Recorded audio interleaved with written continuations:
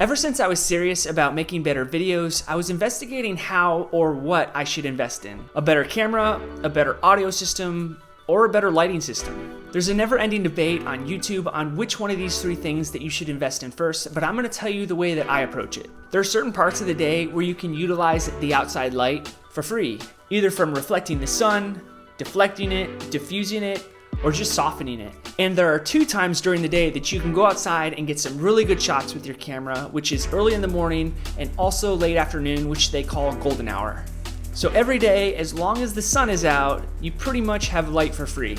And as long as you can use light to your advantage, you can pretty much make any camera look good.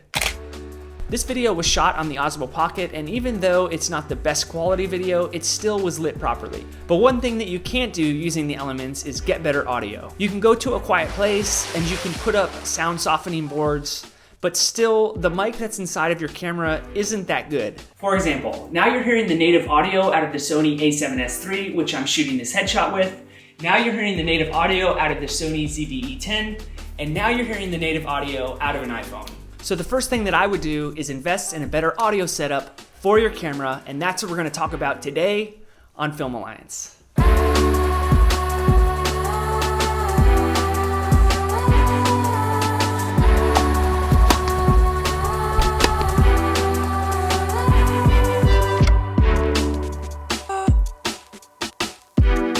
I had a company named 7ryms send me a little shotgun mic, and they asked me to test it out and do a review for them. Right now you're hearing the audio out of the 7ryms MinBo M1, and I'm not gonna do any audio editing on any of this audio. What you hear is what you get. I wanna run some tests with it, see how it sounds when I'm vlogging, see how it sounds when it's on a camera compared to when you're just using the native audio, how much better it makes an iPhone sound, and put this thing into some real life situations that you might find yourself in if you're out making videos. To start off, this little mic goes for $79 as of the time of recording this video, and that's pretty good compared to the Rode VideoMic Pro, which goes for about $200, and the NTG5, which goes for about $500.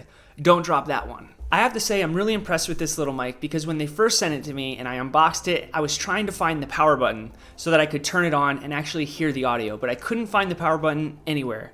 Then I looked in the directions, I still couldn't find it, and come to find out, it doesn't even need power. All you need to do is plug it into your camera and it works, which is incredible because that's one less thing that you have to remember when you go out in the field to shoot. When I shoot with the VideoMic Pro, I have to make sure that there's a charged 9-volt battery in there, and it's died on me before in the middle of a shoot and I didn't know it until I got home. And the Rode NTG5 needs phantom power, which means you have to hook it up to a recorder, and there's a lot more that goes into it.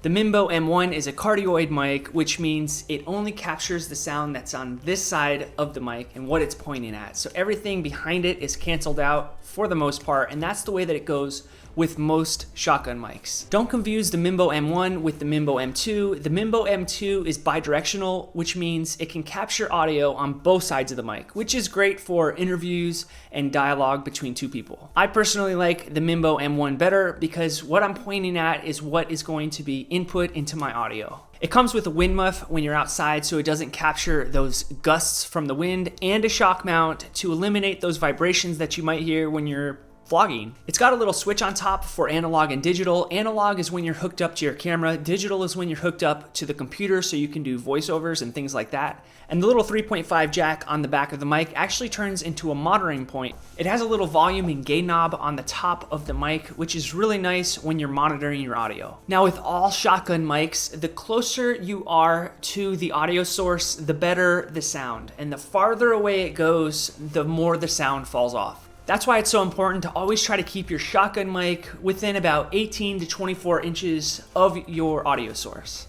That's another reason why this little mic is so nice, especially for vloggers, because when you hold the camera out at arm's length, it's pretty much at that distance, and it's just gonna increase your audio quality compared to the native audio out of the camera. Now let's go out into the field and see how this mic works in real life situations. That's why she's got her little coat on. And she's so happy to be that way because now we can go out and have fun and play and just enjoy life to the fullest. I find a lot of times I download sound effects and then I import them into my videos, but with this little mic on there, I don't have to do that anymore. You can actually hear the real organic sound. Like for example, I'm gonna shoot that lamp right there and you're gonna hear the rain in real time.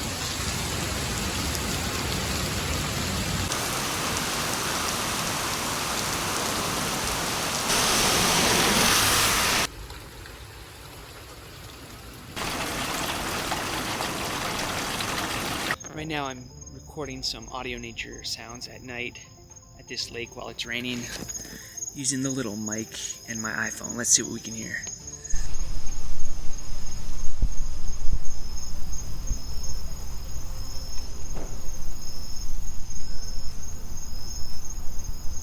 I thought this would be a good idea to test out this little mic with all this horrible background noise. We have a lot of rain coming down, there's traffic in the background, there's a radio playing, there's a fan. So this will be like the ultimate test to see how this mic performs in this horrible audio environment. Jim, take the mic out.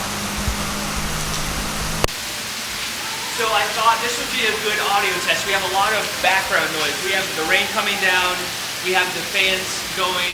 So now I have the MinBo M1 on top of the Sony ZV-1 so that you guys can get a good idea of what it sounds like compared to what it sounds like when I actually take the microphone off and we listen to the native audio out of the ZV-1. Now here's what it sounds like when I'm using the native audio out of the ZV-1. I turned the audio record level on the ZV-1 to 20 when I'm just recording like this, and when I put the little microphone on top, I turned it to 15, just to give you guys a reference point if you want to try doing the same type of thing. Now here's the Video Mic Pro on top of the Sony ZV-1, so you guys can get a good idea of what it sounds like compared to the MinBo N1.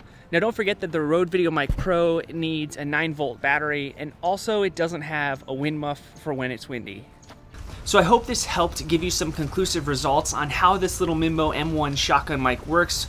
And I would say it's probably for someone who vlogs or does run and gun type of shooting. Like we talked about in other videos, unless you're doing very high production type work, this little microphone will cut it. I'm definitely gonna use it in the future if I just wanna get some better audio than what the native audio gives me in the camera.